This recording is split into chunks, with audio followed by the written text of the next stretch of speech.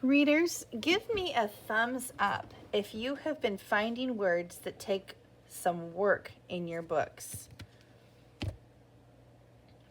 Now that is second grade for you. Am I right that sometimes you need to work at figuring out how to pronounce them, and sometimes you need to work at figuring out what they mean? Are you remembering that you have a lot of strategies for tackling those hard words? So which strategies have you been using a lot? Now hit the pause so that you can share those. Readers, last time we not only learned that you have a lot of ways you can work on solving hard words, but you also learned that in second grade, you need to be flexible word solvers. For example, if you're trying to say this word, it would be important that you try it one way, then another, using all those strategies on our list.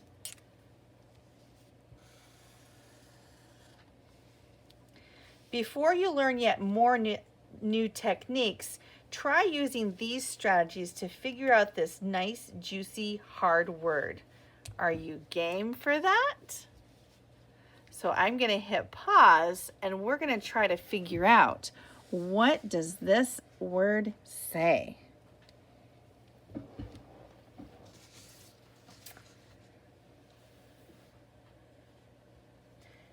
Today I want to teach you that to become flexible word solvers, one of the tricks readers use is to use two strategies at the same time. Specifically, it helps to reread a sentence and think about what word probably goes in that spot, and then check it by reading the first chunk of a word. So we figured out that the view of the rolling hills and farms was picturesque. So you saw that word picture in there. This was the tricky part though, huh? That esque, picturesque. Readers, can any of you pat your head and rub your stomach at the same time? I've tried that before, and we did that last week with that Catman activity of waving our arms forwards and backwards at the same time. It's hard, right? Well, the work that I'm going to teach you today is hard in just that same way. The trick is that you have to do several things at once. I know you've heard this before, but it's becoming super important now that you're second graders and growing into such grown-up books. Have any of you noticed that the words in your books are becoming long and hard? What are some of those hard words that you have been reading lately? I'm going to pause and you can tell me some of those hard words that you have been reading lately. So let's take a word like one of those and try doing two things at once. Watch how I solve this tricky word. I need to do two things at once. First, I'll reread the sentence and think about what word would make sense. And second, I'll double check my guess by looking at the first part of the word. Then I'll put the two things together. I'll reread the sentence again and run right into that tricky word so that it pops right out. Are you ready to watch? Here is the word. And here's the sentence. First, I'm rereading. The octopus reached its long into the next fish tank. First, I'm rereading and thinking really hard about what might make sense. The octopus reached its long something or other into a fish tank? It's got to be like part of his body or a long part or something. And now I'm going to double check with the first chunk of the word right here. That says 10. Second, let me reread the whole thing and run right into that tricky word so it might pop right out of my mouth. Putting these together, I'm going to reread. The octopus reached its long tentacles into the next fish tank. That's it. It's tentacles. So, are you guys ready to give it a try now?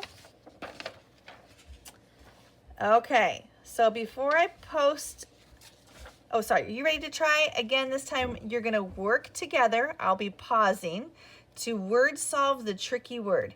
Remember to do two things at once. Reread the sentence with your thinking cap on, trying to figure out what might go into that spot, and chunk the word into parts. So read the first part, then the next, and see if presto, the word comes into your mind. So,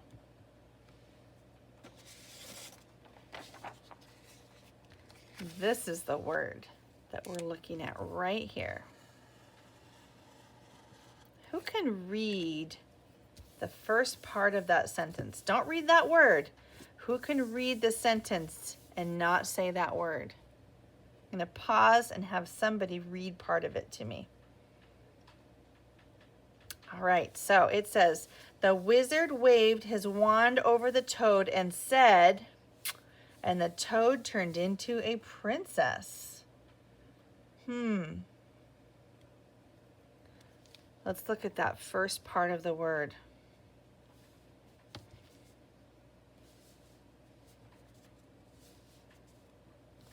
Give me a thumbs up if you think you know what that word is.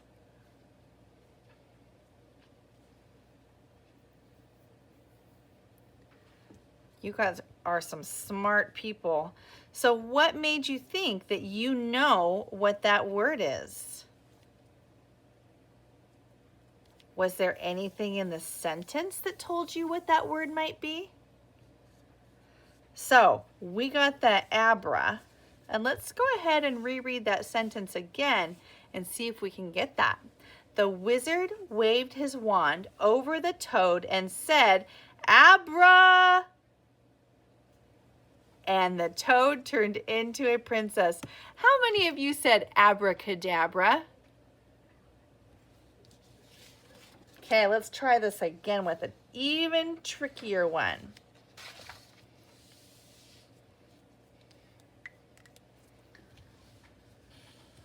Here's our word. So who thinks that they can read this sentence to our class just to get us started? I'm going to pause and choose somebody and they can read this to us.